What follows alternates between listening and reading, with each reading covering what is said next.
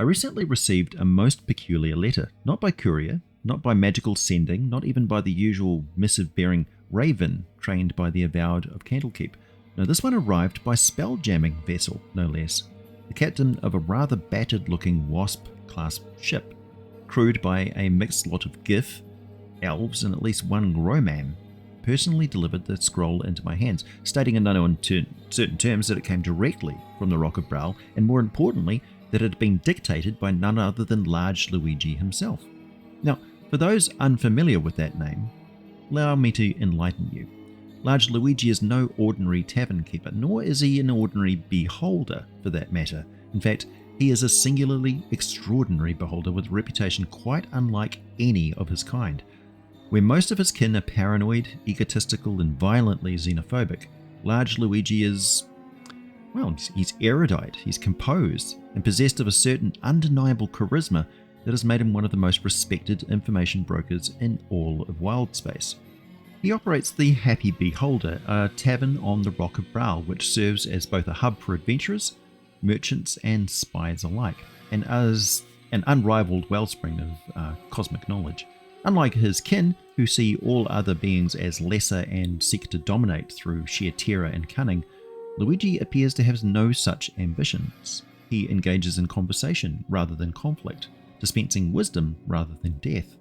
Some speculate that he is an unusual mutant, while others suspect that he is simply playing a longer game, though to what end, none can say. The most intriguing aspect of Large Luigi beyond his demeanour is his encyclopedic knowledge of the planes. He's no mere spelljammer bartender, but an entity seemingly blessed, or cursed, with an innate awareness of cosmic truths. He speaks with absolute certainty on matters even the most learned sages of Sigil or the great libraries of Zikran's Tower would struggle to comprehend.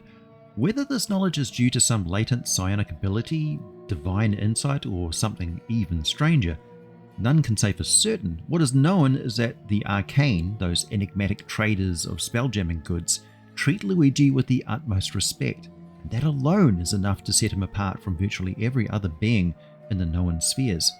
So, when I unrolled the letter and read its contents, I could hardly contain my excitement. The message was brief but direct, an invitation to visit his establishment, promising insights into certain obscure celestial phenomena, providing I was willing to endure the trip to the Rock of Brow. Naturally, I wasted no time in securing passage, for how often does one receive an invitation from a being who may very well be the most well-informed entity outside of the Lady of Pain herself? What followed was a journey fraught with the usual spell-jamming perils, space pirates, astral storms, and an accidental detour through a colour pool that led perilously close to limbo. But ultimately, I arrived at the Rock of Brow intact, if not entirely unruffled. The Happy Beholder was just as the stories described, a lively establishment filled with all manner of beings from across the spheres, and presided over by the enormous floating, ever-watchful form of Large Luigi himself. His deep, rumbling voice greeted me warmly, and as I took a seat, he set before me a drink that shimmered with arcane hues and promised knowledge in every sip. This was no ordinary casual meeting. Luigi had information to impart, and perhaps most fascinatingly, it pertained to the strange and oft-misunderstood home of beholderkin kind itself, the bizarre, ever-shifting disk world that orbits no sun, known only in scattered accounts and half-whispered legends. Beholder society is a labyrinthine mess of ideology, mutation, and above all, personal supremacy. Yet their homeworld is such a chaotic place, can be called that, is even more incomprehensible. Unlike most terrestrial planets, the world is not a sphere, but a vast disc-shaped landmass that defies conventional physics. Theories abound as to whether this is a naturally occurring anomaly or something artificially created by an ancient, long-extinct race. Gravity behaves strangely there, pulling towards the surface from both above and below, allowing creatures to walk upon both sides of the disk. More perplexing still, the entire world is pockmarked with floating fortresses, twisting, interlocking tunnels and caverns riddled with deadly traps. Each one home to a different beholder faction, and each one of them utterly convinced they alone are the rightful rulers of all beholder kind. This perpetual seething war of ideology manifests in more than just political feuds. The very landscape of their world shifts according to the whims of the strongest beholders that inhabit it.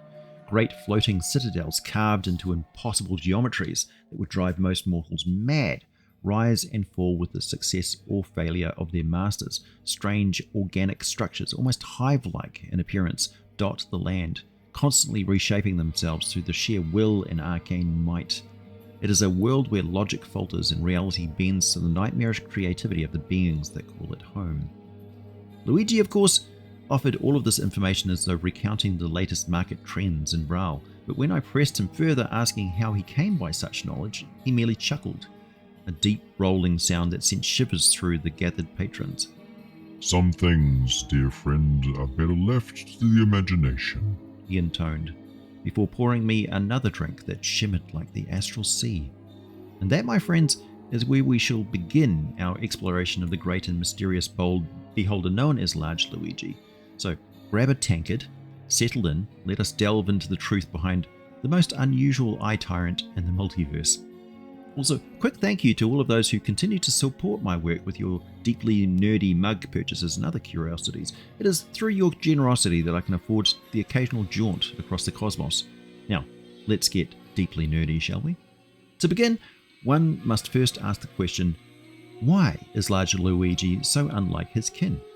Beholders are creatures of singular paranoia, each believing themselves to be the pinnacle of their species. They see deviation as weakness and regard all others as either threats or slaves.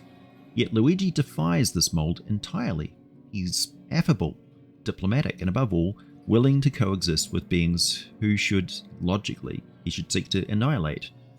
There are many theories as to why this is the case. Some scholars posit that Luigi is an aberration among aberrations, a 1 in a billion mutation whose mind simply does not conform to the typical xenophobic and megalomaniacal instincts of their race. Others suggest that he is exposed to some cosmic force, perhaps an ancient artifact or a god's blessing, or an unusual confluence of planar energies that altered his very nature. And then, of course, there is a theory that Large Luigi is not, in fact, a beholder at all, not in the conventional sense, at least. There are whispered rumours, unsubstantiated of course, that he is something older, something far stranger, a being masquerading as a beholder, wearing the form of an eye tyrant as a convenience rather than a necessity. While such ideas remain purely in the realm of speculation, one cannot deny that he is, in every measurable way, unique. Even the other beholders of Wildspace, who despise all deviations from their perfect self-image, don't seem to eager to challenge Luigi's existence. Perhaps they know something we do not, or perhaps deep down even the most hateful beholder recognizes there are some battles best left unfought. But, and I know, that I'm not an ordinary mortal dire halfling sage, and I happen to know a lot more about what Luigi actually experienced when he did the nearly impossible, not once but twice, and ascended the apex of the spire of Hecatha. It's no coincidence that there are legends of cosmic portals at the peaks of such planar landscapes. The central spire of the concordant plane of the Outlands terminates in the fabulous city of portals known as Sigil. The apex of the 7 mounting heavens of Celestia terminates in a fortress of absolute purity containing a portal said to exit the Dungeons & Dragons universe itself. There exists a portal in the ultimate depths of the 9 hells, contained in the mighty fortress of Nessus, where Asmodeus rules, said to take one who steps through to literally anywhere they wish within the D&D multiverse. Like an exact mirror opposite of the portal in Celestia, it leads only back inside the D&D cosmos. And the great old ones who created the D&D multiverse in the first place are said to have ascended into higher dimensional states beyond our understanding, creating an impassable vortex behind them which none can now breach.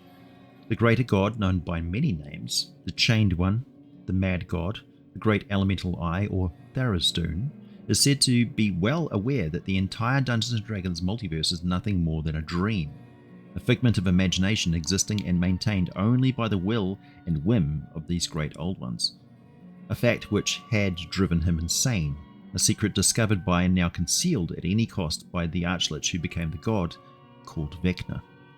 It would seem that above Hecatha there exists another gateway perhaps, which could confirm my theory that all of the beholders are, in some twisted way, actually the displaced and now leaderless and directionless angels, if you will, of none other than the great I himself, Tharizdun, ironically, the god now trapped in a prison of his own mind.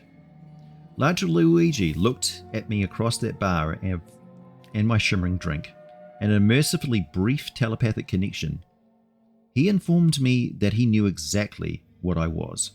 I was not just a very unusual part Hin, part Goliath dire halfling, and not just an ascended immortal of the sphere of thought now residing in disguise in my former identity, gathering experience and power on the planet Toril so I could compete in the Immortal Olympics and attain a higher rank, but I was also AJ Pickett, a writer, artist and YouTuber from the planet Earth, who was currently typing this account this very moment down on a wondrous item called a computer on the planet Earth, and that AJ Pickett was a role player, the very entities whom the great old ones themselves were dreamed into existence by, and it was at the whims of these role players that everything, all imaginary worlds everywhere, existed at all.